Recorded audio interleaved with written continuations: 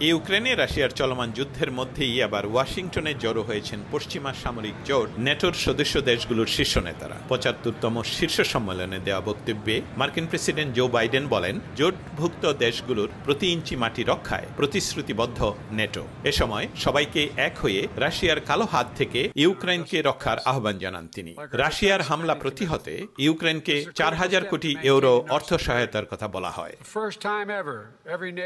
এদিকে নেটোর সদস্য দেশগুলোর তাদের বিল পরিশোধ করা উচিত বলে মন্তব্য করেছেন সাবেক মার্কিন প্রেসিডেন্ট ডোনাল্ড ট্রাম্প। আগামী নির্বাচনে তিনি ক্ষমতায় গেলে জোট থেকে যুক্তরাষ্ট্রকে বের করে নিয়ে যাবেন না বলে জানান ট্রাম্প। এর আগে বাইডেনের সঙ্গে নির্বাচনী বিতর্কে ট্রাম্প বলেছিলেন, তিনি ক্ষমতায় থাকলে রাশিয়া কখনোই ইউক্রেনে হামলা চালাতো না।